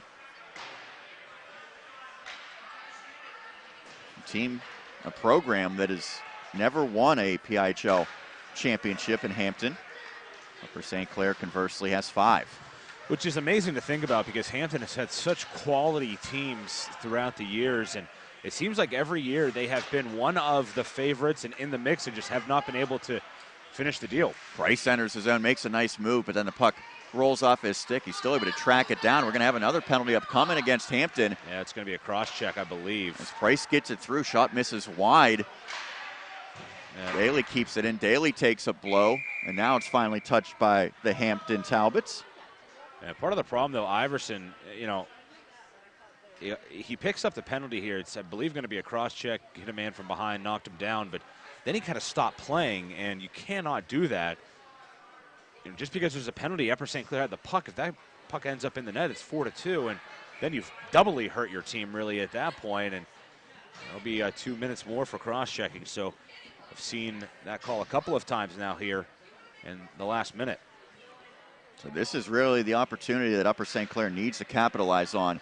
4-on-3 is the draw won by the Panthers. Back to Daly. Now moves it to the near side, right back up top. Daly has it, skates in. It goes right back to Daly on a deflected pass. Now gets it to a teammate. A big shot. That time by Goodman, misses the mark. Now it's the far side. Back down to Goodman from the right circle, up top to center point. And we have a whistle again, and I believe maybe a goaltender interference. Well, it's not going to be a penalty, it doesn't seem. They're just going to move the draw out to the neutral zone. It didn't look like the net came off. So with 2:02 remaining in the second period, they drop the puck. Adamski has it. Brings it into zone 1-on-3. And ultimately loses possession. Upper St. Clair now could have a 3-on-2 the other way. So Panthers get it ahead. Giacobbe can't do anything with it as it trickles to the goalie, Andrews, who covers up. Well, the problem there, they could have had a 3-on-2, but David Soleo was hanging behind, and I think maybe he was under the assumption that he was the only defenseman back, so he didn't join the rush, and they could have had a 3-on-2 easily, and he hung back, and there were two defensemen then for Upper St. Clair hanging back, and it made it a 2-on-2. So one of those defensemen back there, either he or Daly, needs to hop up into that rush and create the odd man advantage. Draw one back to Daly. Now he gets it across to the far side point. Not able to handle it cleanly as Soleo, but has plenty of time to recover it. Now a turning shot misses the net. Upper St. Clair, the first team to it.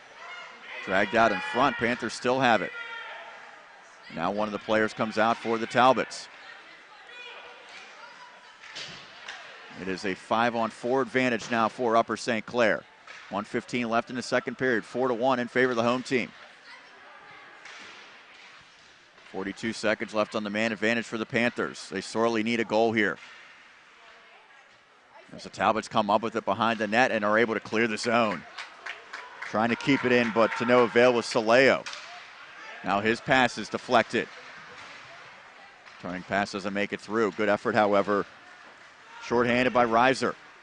McQuaid enters the zone on the near side. He's pushed off. In front, redirected. It was going high of the cage, but athletically, Connor Andrews was able to snatch it out of midair and hang on. Yeah, it looks like a catcher trying to handle a wild pitch.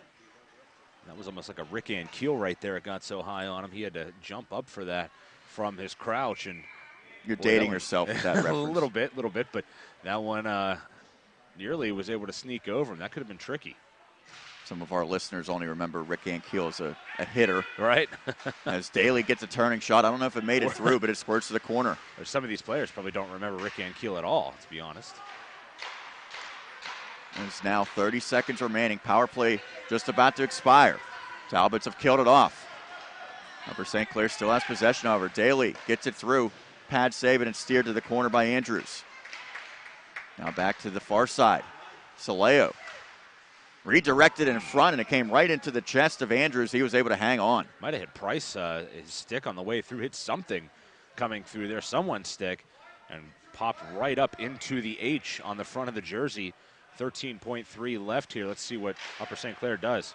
Faceoff goes right towards the cage and able to cover it up. Andrews, as just 2 seconds come off. By the way, both teams unable to get a power play goal to this point, but Upper St. Clair is 0 for 4 now with the man advantage, and Hampton has given them chances without question, and Panthers just have not been able to take advantage. Hampton clears it out, now down to the final 5 seconds, and with the puck in the neutral zone. Nearly a hook there on Commendator. As the final seconds tick off, as we head to the intermission with Hampton holding a 4-1 lead over Upper St. Clair through 2 periods. We'll step aside. We'll come back to give our thoughts as well as a scoring recap. You are watching PIHL Hockey 2017. It's here on the Trib Live High School Sports Network.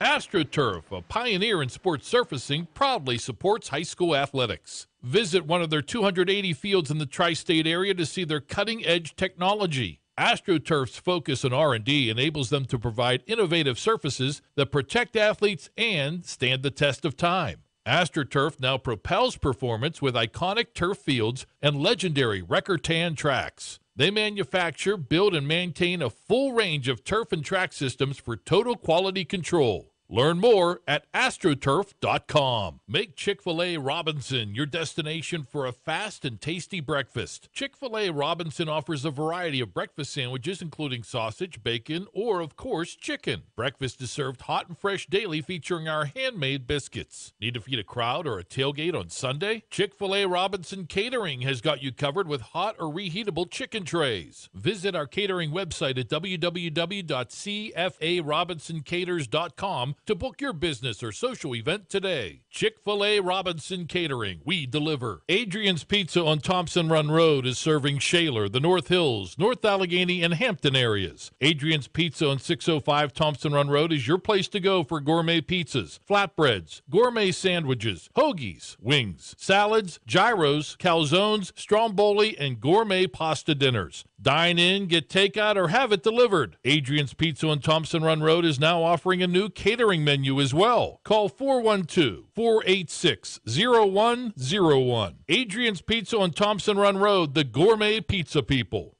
Check out the new Trib Live High School Sports Network on social media this season for breaking news, scores, pictures, videos, links to our articles, and more. Follow us on Twitter and Instagram under the handle Trib Live HSSN. Get in the conversation on Facebook at facebook.com/Trib Live HSSN. And on our YouTube channel, you can find thousands of interviews with local student athletes and coaches, plus highlights and full games. The spot for Western Pennsylvania high school sports on social media this season is the new Trib Live High School Sports Network. Log on every Wednesday night at 7 o'clock for the latest high school football news during This Week in the WPIHL, only here on the new Trib Live High School Sports Network. Join Don Rebel and other members of the Trib Live High School Sports Network team as it visits with WPIHL football coaches, plus they run down the upcoming schedule and preview the weekend's top high school football games. That's This Week in the WPIHL, every Wednesday at 7 p.m. this fall, only on the new Trib Live High School Sports Network. Who showed you how to get to Sesame Street and took you to visit Mr. Rogers' neighborhood? WQED. And now, WQED and PBS Learning Media can help you travel through space, get an up-close look into Vietnam, and be in the front row of a Broadway show. In collaboration with local school districts, community organizations, and local libraries, WQED continues to create experiences that remake learning for students, teachers, and lifelong learners. For more info, visit WQED.org and begin your adventure. AstroTurf, a pioneer in sports surfacing, proudly supports high school athletics. Visit one of their 280 fields in the tri-state area to see their cutting-edge technology. AstroTurf's focus on R&D enables them to provide innovative surfaces that protect athletes and stand the test of time. AstroTurf now propels performance with iconic turf fields and legendary Record-Tan tracks. They manufacture, build, and maintain a full range of turf and track systems for total quality control. Learn more at astroturf.com. There's a new fear, not of better options, of rising loan rates. It's real. Rates have gone up, and Dollar Bank still has one of the lowest around. With a rate as low as 3.29% APR with only $50,000 borrowed, fixed for 7 years, there's nothing to fear. You can renovate the kitchen or update a bathroom or two. So lock in your rate now before they, well, I don't want to say it out loud. If choosing the better option is your worry, you can be confident that Dollar Bank's loan experts have only your best interests in mind, since they're not paid a commission. So lock in your rate before they go up again. Get those home improvements done with a rate as low as 3.29% APR, fixed for 7 years. Longer terms are available. Stop by, call 1-800-242-BANK, or visit dollar.bank. Dollar Bank, mutually inspired. Rate is for well-qualified borrowers and includes a discount with a maintained qualifying checking account. Not available for the refinance of a Dollar Bank loan, line, or mortgage of less than $15,000 in new money. Monthly payment of $13.34 per $1,000 borrowed. Other terms and conditions apply. Subject to change without notice. Equal housing lender. I like catching fish with my son, but I sure don't like a health plan that comes with a catch. That's why I'm good with Gateway Health for medical assistance. They give us access to the highest quality health care from the doctors and hospitals that we want. And when you have something that good on the line, you don't let it get away. I'm good with Gateway. Go to I'mGoodWithGateway.com to find out why so many people say I'm good with Gateway.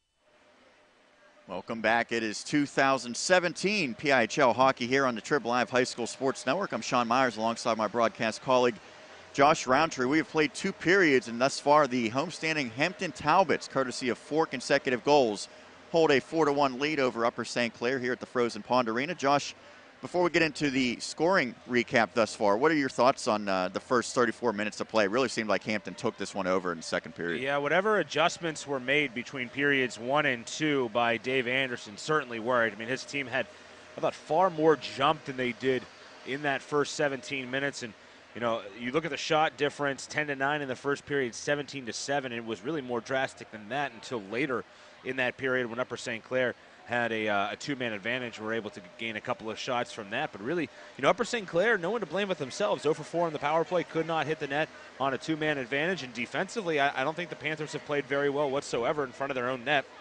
And, you know, Anthony Petito is their one. Maybe he'd like to have back, maybe. But for the most part, it's been defensive breakdowns and a lot of pucks getting right in front of Petito, right into the middle of the ice. And there's been no defenseman closing in there. And that is why they find themselves down by 3 goals here heading into this third period. But that said, I think a lot of credit has to go to Hampton. I think the one thing that really stands out with Hampton is that they do have depth on 3 lines, and they have a lot of guys that can skate out there. Their defensemen have played fairly well to this point, and obviously you throw a kid like Michael Orban out there who now has a 3-point night with a pair of goals, 7 goals on the year for him. And, you know, you put a kid like that out there, and you're going to have a pretty good chance at racking up some goals and getting some wins because he is extremely talented, and he's played a heck of a first 34 minutes. Let's take a look at the scoring recap. Started off good for Upper St. Clair, but it finished much better for Hampton so far. Yeah, good start for the Panthers after not capitalizing, or excuse me, after Hampton failed to capitalize on a power play. Big power play kill for the Panthers. They would come right back and score. Michael Daly, really a blind pass by Quinn Giacobbe, was from the right side circle, just sort of spun around, dished it right in front, and Daly right there to find the top of the net. That made it 1-0, 4:06 into this hockey game.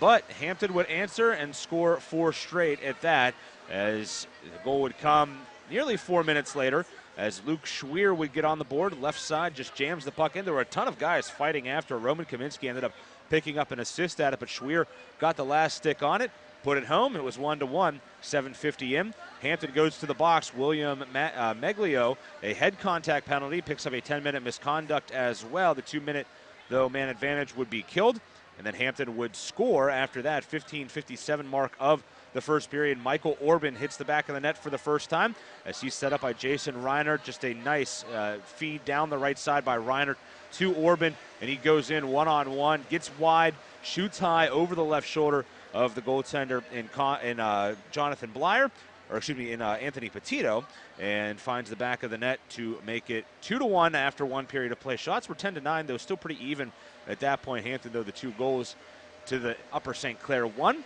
We'd go to the second period, and early on, 6:25 in, Jacob Schwartzbaugh would make it 3-1 off a face-off. Michael Orban around the backside of the net to the right side of the cage, dishes it across. Schwartzbaugh right there on the doorstep would pound it in, and that would make it 3-1. Hampton then would go to the box. Ryan Bates for holding, and Upper St. Clair would fail to capitalize. And on that power play, it was a double dose of negative for the Panthers, as it's a shorthanded goal for Orban. Really just a great kind of hustle play right in front of the cage, couple of whacks at it, and goes down to a knee, gets a backhander on it. Backhander goes high and finds the back of the net over Petito, and that made it 4-1. Justin Milchak gets the assist, and then a couple of penalties to end the period. 1 on Upper St. Clair for cross-checking, but then 2 on both Ryan Bates and Ryan Iverson of Hampton, and those penalties would come about a minute apart, and would give this Upper St. Clair team about a minute of a 2-man advantage. They could not find the back of the net, and here we are at the end of 2 periods. Shots now 27-16 in favor of Hampton, 4-1 the score in favor of the Talbots, as well as for Michael Orban.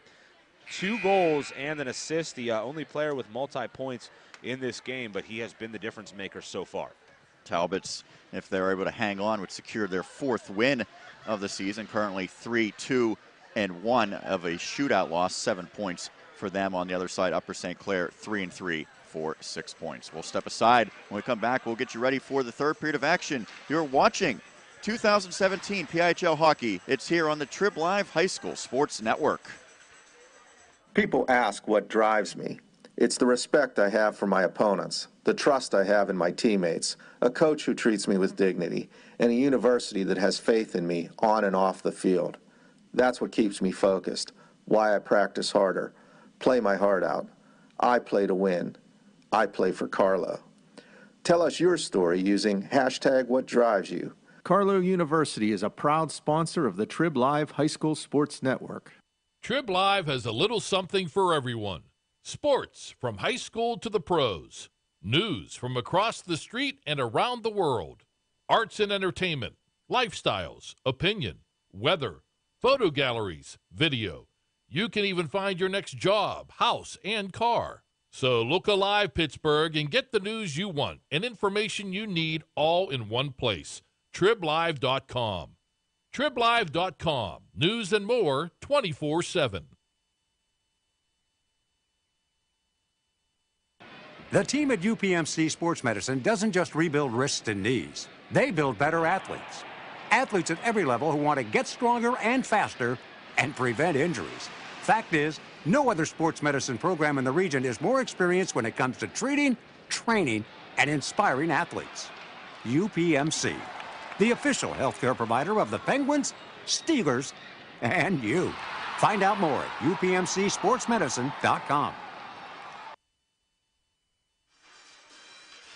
Just about set to begin period number 3 here at the Frozen Pond Arena in Valencia, home of the Hampton Talbots, who are holding a 4-1 lead over the Upper St. Clair Panthers. Sean Meyers, Josh Rowntree here on the call. Chelsea Rowntree manning the camera for this video broadcast on the Trib Live High School Sports Network.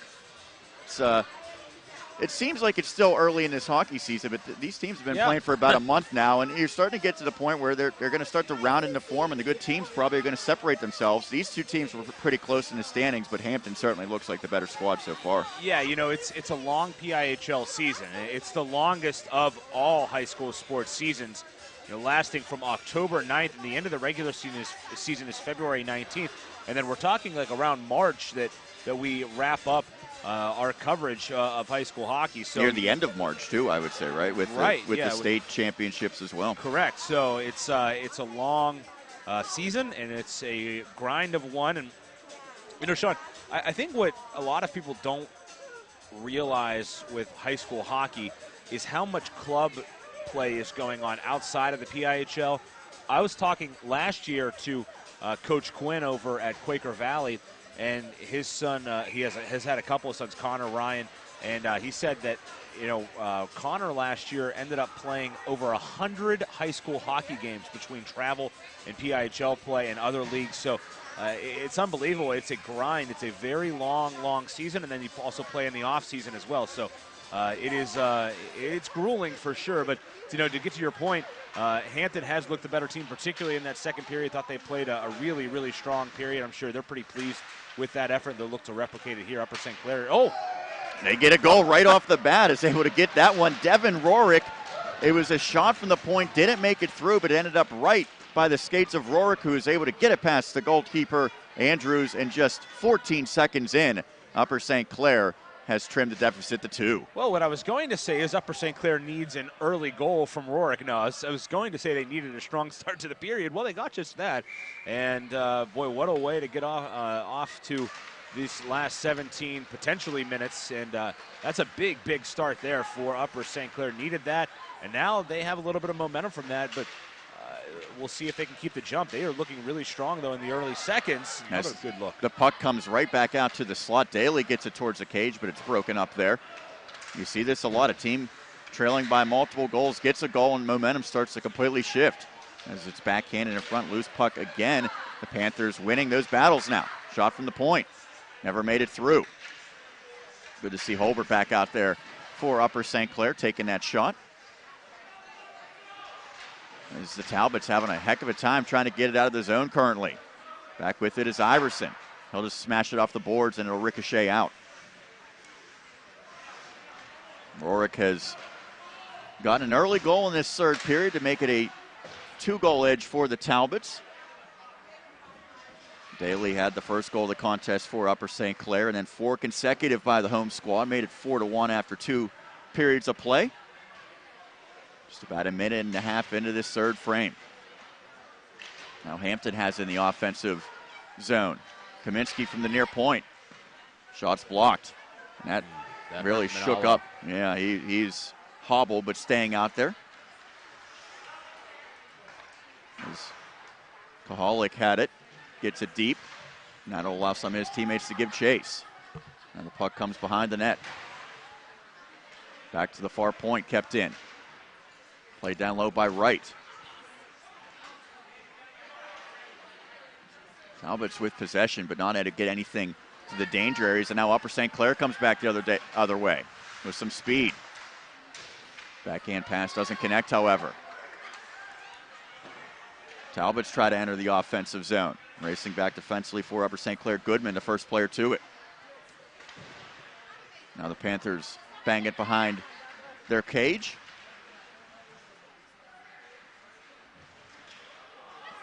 And now a collision behind the net, and another one. Players going down all over the place as play continues, and now it's stopped, and the official. This has to be an ejection right here.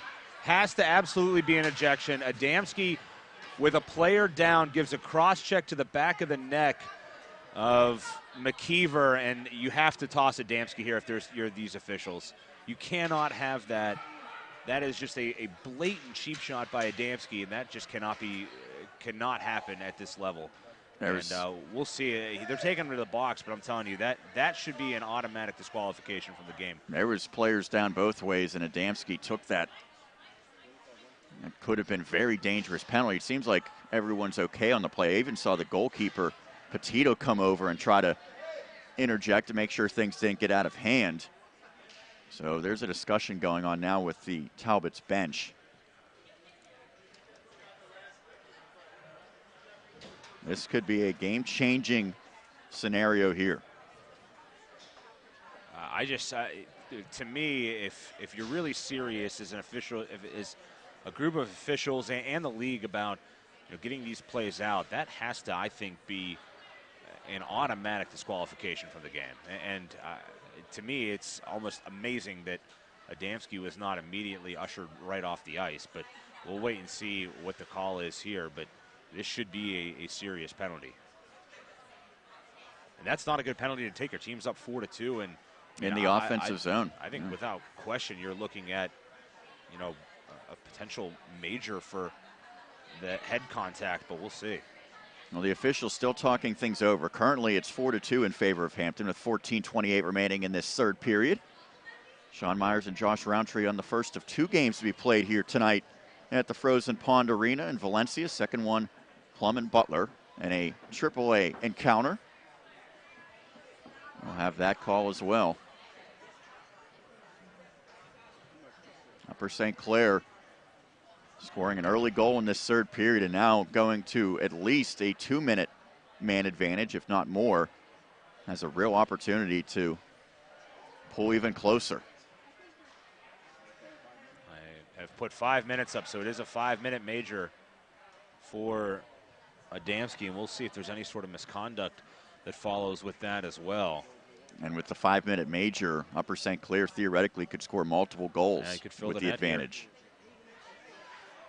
It's just a bad penalty to take. A 2-minute penalty. If a goal is scored, that player comes out of the box and sides go back to even. But with a 5-minute major, a goal does not end the penalty. And there's still a discussion going on, despite the fact that they have the time up on the clock.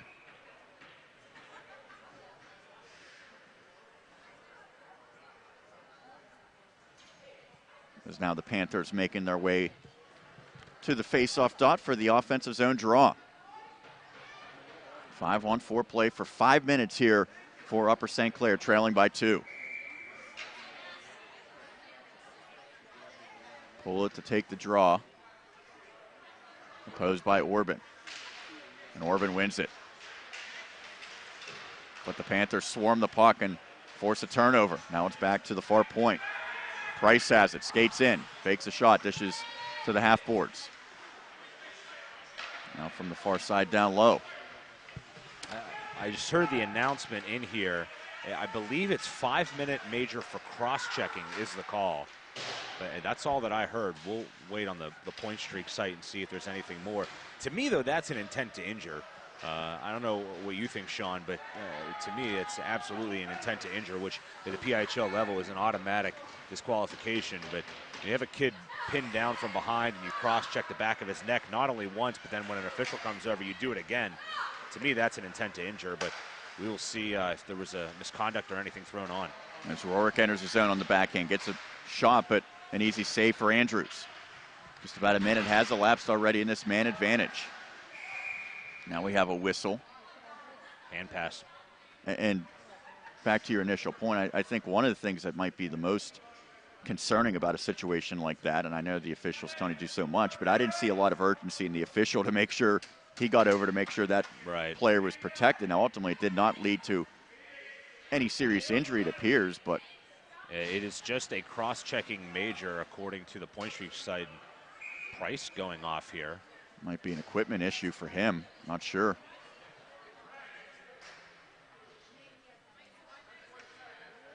No.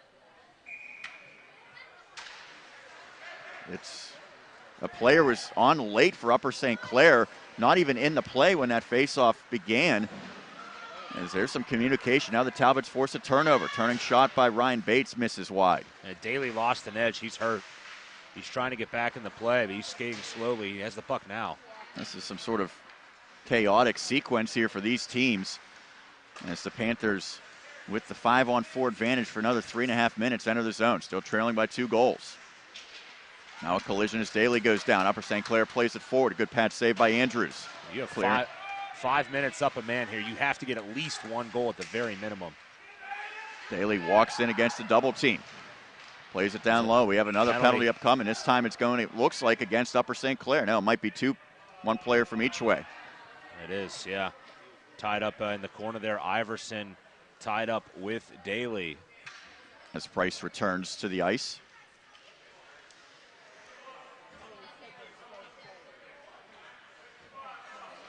So this should stay at a 5-on-4 scenario. 4:18, the time of the coincidentals.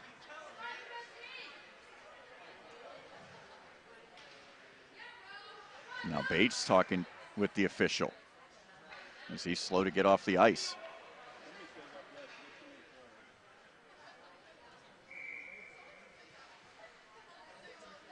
So it remains 5-on-4 for Upper St. Clair. Panthers win the draw, get it back to the point. Manalo dishes across. Big slap shot and a good save. I don't know if Andrews saw it, but he was able to make the stop. Centering pass down in front, broken up. Now 3 minutes left in the man advantage. Battle behind the net. Upper St. Clair gets the possession courtesy of a double team. Now it's dished over to the far point, making a nice move with it as Price as he carries down low. Price on the backhand. He's got plenty of real estate as he wheels to center. Now dishes off. Manalo back to Price. Far circle. Player goes down for the Talbots. Not much in the way of generating shots for Upper St. Clair right now. And a bad pass will be cleared. Yeah, too much passing, and oftentimes if you're passing it too much, it's going to mean a turnover, and it does right there. And here they are now. We're approaching 2 minutes left in that major penalty, and Upper St. Clair really without a good look at the net. Kaprivnikar clears it down. Price going back leisurely and gets beaten to the puck. But it goes right back to a Panther is skating as McQuaid with it through the neutral zone. He goes to the outside. Now spins back. Looking for a teammate. Gets a beautiful pass through Price, far side, near side. The shot never made it through.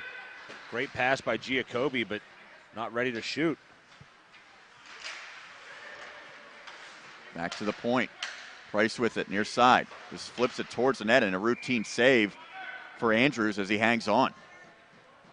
1:33 left in this man advantage. 11:02 left in regulation. It is still 4-2 in favor of Hampton. 1:33 left, as you said, on the power play. Gotta get something here for your Upper St. Clair. You made it 4-2 early in the period. That was big. You needed that. And then the 5-minute major it gives you a huge chance to get back into a game that you really need. 3 straight losses for the Panthers. Need a goal here. Well, I have a feeling you don't get one here. I don't think you win the hockey game if you're Upper St. Clair. Soleo plays it on the backhand, but first player to it is a Talbot. Now Hampton gets it ahead. Turning and firing it deeper, that time is Venture. And Josh, one of the things that's somewhat interesting, sometimes when you have the 5 minutes, you don't have that same desperation as a regular 2-minute power play. And now this one goes deep into Talbot's territory. The Hampton Talbots clear it out again. Now just over a minute remaining. Right, there's that thought of, well, we have 5 minutes here, to work with. Let's just make sure we get the right shot instead of rushing through anything. And then oftentimes you end up just, almost killing it yourself by not doing enough. And I think you hit the nail on the head there, Sean. That's kind of what we've seen so far. A bit too passive on this man advantage is Upper St. Clair, and they are 55 seconds away from losing out on a golden opportunity to make this a 1-goal game. By the same token, give credit to the Talbots. They've done a nice job. Well. And Hampton wins the faceoff here. And it's poked ahead back into USC territory. Soleo has it back. Skates from near to far side, then drops to a teammate. Daly gets it ahead. Little hesitation, move is foiled, however. Comes out into the neutral zone, played back deep. Giving chase for Upper St. Clair. The Panthers forced a turnover. Back to Daly. Near side point, plays it across. Turning shot never made it through. Talbots cleared behind their own cage where Daly comes up with it. Now down to 15 seconds. Turning clearing attempt, just makes it out. Ranging over with Soleo, couldn't keep it in. The momentum this kill is going to give Hampton will be significant too, if they can do it. Now a centering pass goes through everyone down to the final second, and the Talbots have killed it off. Ooh. Good chance by McKeever right there at the front of the net. There's a trip. And it's going to be a trip on McQuaid. Go from killing a 5-minute power play to going on the man advantage for the Talbots once it's finally touched, which it is. Boy, that is just really not a great sequence for the Panthers. You have such a golden chance to get on the board. 5 minutes, then as soon as it's over, you go out and have McQuaid trip somebody. That's going to be a tough one to swallow right there. That comes 7:47 into the period. So the score remains 4-2 in favor of Hampton over Upper St. Clair. It is a double-A battle here in Valencia. These teams both middle of the pack so far in this 2017-18 campaign in the classification. Upper St. Clair dropping down from AAA from a year ago after winning just 3 contests. They've already matched that win total here in 2A. There's a battle along the far boards in the offensive zone for Hampton. Talbots win it back to the point. Orban winds up a shot. Misses the cage. Now a turning rebound opportunity goes behind. Talbots have 1:20 left on the man advantage. Adansky can't keep it in. Upper St. Clair plays it out. Giacobbe doing some strong work here on the PK.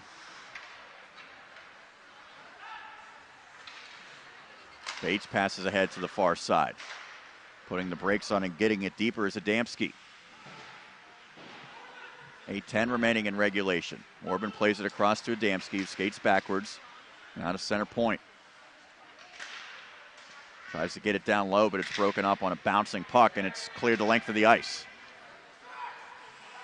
Josh has put the winter gloves on. Yeah, it's all of a sudden it's gotten cold in here. It wasn't too bad earlier. There's a centering feed and a goal for the Talbots. Great execution on the power play. The hat trick for Orban.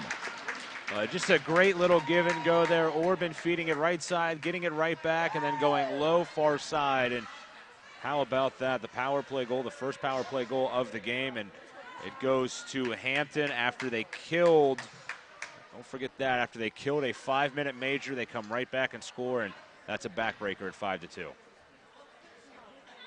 Less than 8 minutes remaining in this contest, and now the uphill climb has become even more steep for the Panthers. Third goal this game for Orban. Of course, when we conclude play here, we will have the Trib Live 3 stars of the game. I think he's certainly a front runner for that number 1 star. I'd say so. 4-point night, hat trick. Yeah, he's going to be up there. Panthers really need to press offensively here at this point. As Kaminsky has in his own zone. Tries to clear it out, but not able to get it out into the neutral zone. Now the second effort, however, by Evan Koprivnikar as he enters. Backhand deflected and squirts towards the cage where Petito grabs it with the glove and hangs on. Hulbert gave him a little bit of a hip check there. So the goal by Orban, his third. He now has 8 on the year. It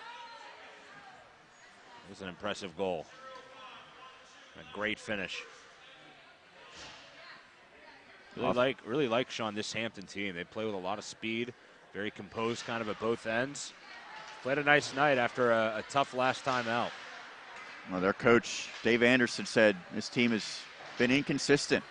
Right now, they are playing very well, and if they play at this level more times than not, I think they're going to get in the win column this season. That's a good defensive play in the neutral zone by the Talbots. Iverson can't connect on the outlet pass, however.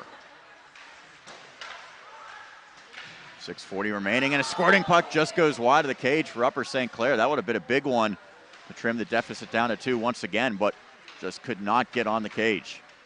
Jason Reiner and Justin Adamski with the assists on the power play goal.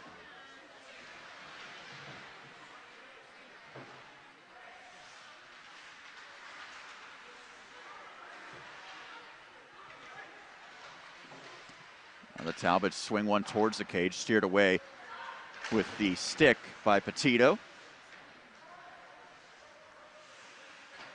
Hampton holding a 3-goal edge. Iverson's shot attempt skips wide. Talbots still have it into the offensive zone, though. Just running more time off the clock with his possession. Iverson calling for it at the near point, goes in front, and a great glove save. That time, as Luke Reiser was robbed by Petito. Numbers aren't going to be pretty tonight, but he's made some special saves. Yeah, I really have been pretty impressed with what we've seen from him at times. And that this really could be, I mean, you're talking 10-2, something like that, if not for some of the big-time saves that he has made tonight. There's another one right there. Could not hang on to that one, but the rebound was corralled by his teammates for the Panthers. And now a big collision in open ice. Ryan Bates laying the lumber. And now a collision the other way. It was Jake Price who took that shot at one of the Talbots. Price has been a physical presence throughout the evening. As now he and Bates do battle. Bates, the captain for the Talbots, lays out Price. And play continues. Both players get back to their skates quickly. A little pushing and shoving behind the play between those two as well. That was actually a pretty good hit by Bates. He kind of, instead of going into him from behind, he made sure that he was squared up, at least to the shoulder, actually on the front side of him, and then checked him into those end boards down there. That was a pretty good looking check, actually.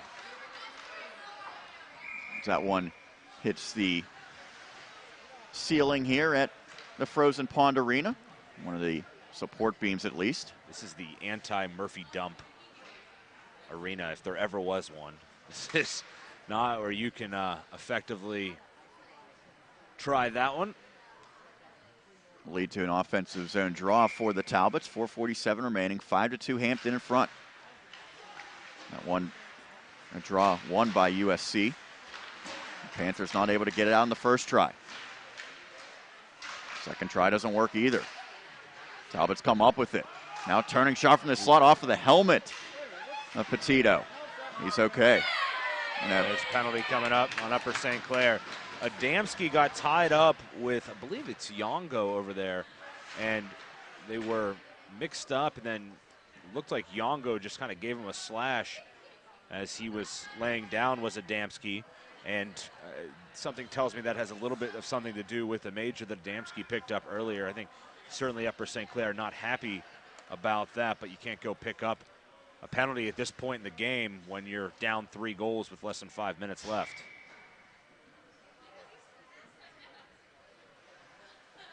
So another power play for the Talbots. leading by 3 goals. Face-off won by Upper St. Clair. And it just comes out of the zone. Michael Orban has been the star of this matchup so far. He has a hat trick. Evan Kaprivnikar fans on the shot. Still able to get to it. Plays it back to the far point. Holding it in there's Reiner. He winds up redirected and just misses the cage.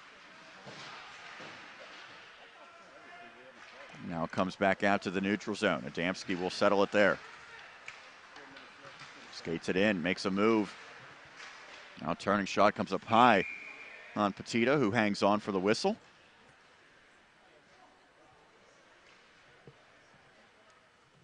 5-2, and you look ahead for these two teams. Upper St. Clair, they next host Pine Richland at the Ice Castle on Monday. That'll be November 20th, 7 o'clock. And for Hampton, their next game against Pine Richland as well. That'll be in 2 weeks, though, the 27th at 9 o'clock game. That'll be at Pine Richland, actually. That'll be at the Barrel Complex. So both of these teams up next taking on the Rams. And right now, Pine Richland, a 2-2-1 start. That's another team that dropped down from AAA to AA. As the Talbots enter the zone, wraparound opportunity is foiled. Now the net nearly comes on top of the goaltender, Petito, as he's okay, but his water bottle came off as he's sitting inside the net now. He has certainly gotten a lot of work in tonight. Well, that's a goal you protect yourself naturally, and that time he had to protect himself from the net. He nearly fell right down on the back of his head. 3:19 left in this one. Looks like it'll be the 4th win of the year for Hampton, unless there is a rally. Now, Hampton, they did have a 3-2 lead against Latrobe last week. And they let up 3 goals and a couple late in that one. Cleared out by Upper St. Clair. 50 seconds remaining in the man advantage.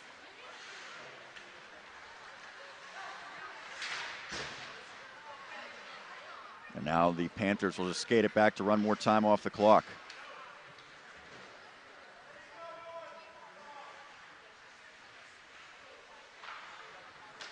Now less than 3 minutes left in regulation. Hampton enters the zone. 25 left on the man advantage. Trying to get to the front of the net. A follow-up opportunity. Is it in? The Talbots have scored again.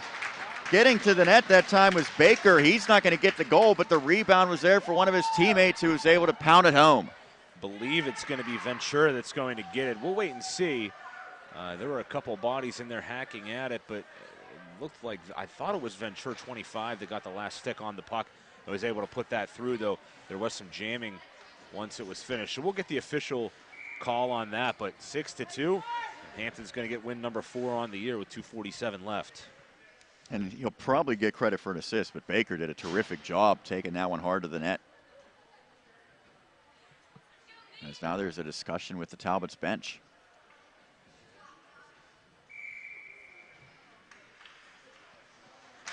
Sean Meyers, Josh Rowntree here on the call on this video broadcast on the Trib Live High School Sports Network. First of 2 here tonight in Valencia. Plum and Butler will be next. Turning shot towards the cage.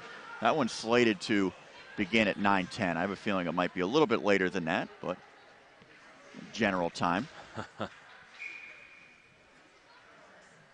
They're always estimated starts, are they not? That is very true. Defending champs, though, in Plum, after moving up to AAA. Looking forward to seeing them. Butler off to a nice start. Been kind of a struggle for Plum after the move. Plum was the team that bested Hampton for the conference championship last year. Both teams resided in the AA Eastern Conference. The goal was by Ventura, by the way. Big shot now, rebound opportunity, and a great save that time by Petito to make sure the score did not become 7-2 rather. Colin Baker gets the lone assist on the Ventura goal for Jonathan Ventura, goal number 4 on the year.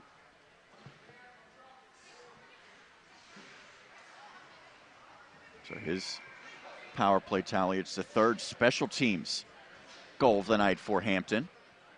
2 on the man advantage, 1 shorthanded. Upper St. Clair behind its own net. Goodman. Panthers trying to get it out to center red. Rivnikar plays it right back into Upper St. Clair territory. 1:45 remaining in this contest. Back to the far point, held in by Hampton. Now below the net to Orban. He puts the brakes on, feeds it out in front. One thing you like with Hampton, 9 different players have a point to this mark in the game.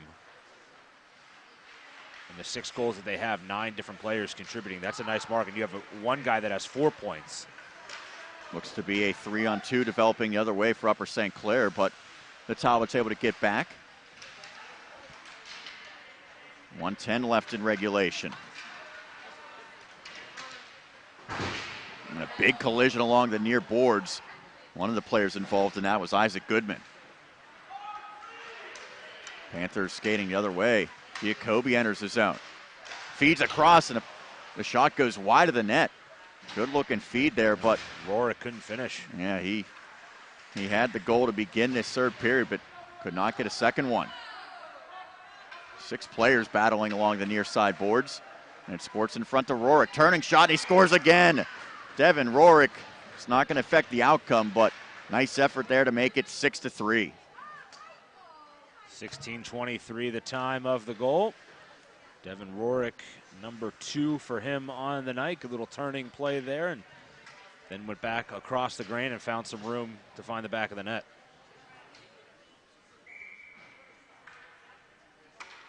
So 2 goals for Upper St. Clair in this third period. That number matched by the Talbots. As Manalo gloves one down, keeps it in. Daly plays it back. Final 25 seconds. Talbots looking for their 4th victory of the campaign. Neutral zone play by Upper St. Clair to get it deep. Giving chases Daly as his centering pass doesn't connect. As the final seconds ticking off, and a glove save made by Andrews with a player for Upper St. Clair right on the doorstep. Unassisted for Rorick on that latest goal. And just 2.7 seconds now remain. And a turning shot right off the draw goes wide. The final horn is sounded, and the final score in this one, Hampton wins 6-3 over Upper St. Clair. We'll step aside briefly. We'll be back to give a scoring recap, our final thoughts, and the 3 stars. You're listening to 2017 PIHL Hockey. You're watching it too. It's right here on the Trib Live High School Sports Network. For the most complete recap of Friday night's high school football action, tune in on your way home from the game to the WPIAL Scoreboard Show, only here on the Trib Live High School Sports Network. Hi, this is Don Rebel. Join me in a cast of thousands for all the scores with recaps from the top games, plus we highlight the night on the Trib Live Roundtable. That's the WPIAL Scoreboard Show after the game on Friday nights on the Trib Live High School Sports Network and at tribhssn.triblive.com.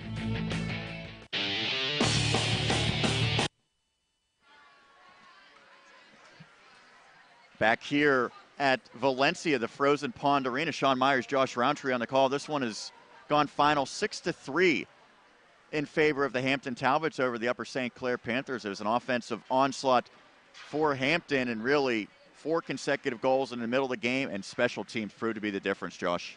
Yeah, absolutely. And the turning point, I think, of this game was, with a chance to get back into it at 4-2, the major penalty on Justin Adamski and not able to find the net was Upper St. Clair in those 5 minutes. And then when that ends, boom, they get a goal back the other way. And Michael Orban gets his 3rd, and that would make it, at that point, 5-2. And that's kind of the big series in that game. And I just think that's, Hampton played a really strong second period to separate themselves out. It was pretty even the first and the third. The second period, though, was the difference. And, Upper St. Clair, they lacked a strong second, and that's why I think they find themselves on the losing side here tonight for now the 4th time in a row. I'm going to run down the scoring momentarily, but before we do that, Josh, I'm going to force you to help me out here on the Trib Live 3 stars of the game. I think we got 2 of the 3 figured out, so I'll let you pick the number 2 star, and you could do the honors for all 3. Okay, so the 3rd star, we're going to give it to Upper St. Clair's Devin Rorick. 2 goals in the game, the only player besides our number 1 star with multiple goals in this one. The number 2 star, we're going to give it to Jason Reinert from Hampton. Reinert with a couple of assists. Thought he played a really strong game at both ends. Thought he was good, really all over the ice, the defenseman, Jason Reinert. And he will be your number 2 star with the 2-point night. And the number 1 star, no doubt about this, 3 goals and an assist for Michael Orban. He is the Trib Live number 1 star of the game, the 4-point night for Hampton's Michael Orban. All right, let's take a look at the scoring recap and see how this one unfolded. It was Upper St. Clair that got the first goal of this contest. It came at the 4:04 mark with Michael Daly III notching a goal from Quinn Giacobbe. That made it 1-0 in favor of Upper St. Clair, but then 4 consecutive by the Hampton Talbots. The first one coming courtesy of Luke Schwerer. Roman Kaminsky on the assist, that at the 7:50 mark to even the score. And late in that first period, the Talbots pulled ahead. The first of 3 goals on the night for Michael Orban. Jason Reinert on the assist. That coming 15:57 mark of that first period. It was 2-1 Hampton. The second period was dominated by the Talbots as they added 2 more goals. The first one coming from Jacob Schwartzbaugh. Michael Orban on the assist. That made it 3-1 at the 6:25 mark. And then at the 11:41 mark, Orban again from Justin Milchek. That a shorthanded tally made it 4-1. And that was the score. As we move to period number 3, and Upper St. Clair struck quickly just 14 seconds in. Devin Rorick, unassisted, made it a 4-2 game, and Upper St. Clair had some life, but it was short-lived because with 7:47 remaining, the hat trick for Michael Orban on the power play. That was after Upper St. Clair had a 5-minute power play that it failed to capitalize on. So Orban, the hat trick on assist from Reinert and Justin Adamski, made it 5-2 on the PP. And then with 14-13 into that period, Jonathan Venture also on the power play. Colin Baker on the assist made it 6-2. The final goal coming with just 37 seconds left for Upper St. Clair. Devin Rorick unassisted to account for the final score of 6-3. Shots in this one, 35 for the Hampton Talbots, including 17 in that second period. 10, 17, and 8, the shot total for them. On the other side for Upper St. Clair, 25 shots, 9 in the first, 7 in the second, 9 again in the third period to account for the final totals. With the victory, Hampton improves its mark on the campaign as the Talbots now boast 9 points with 4 wins, 2 ties, and an overtime loss. With the setback, Upper St. Clair falls to 3 and 4 and remain at 6 points. So that's going to do it here on this broadcast from the Frozen Pond Arena in Valencia. Once again, your final score 6-3 Hampton over Upper St. Clair. For my broadcast colleague Josh Rowntree and for our videographer Chelsea Rowntree, this is Sean Meyers signing off. You've been listening to and watching 2017 PIHL Hockey. It's here on the Trib Live High School Sports Network.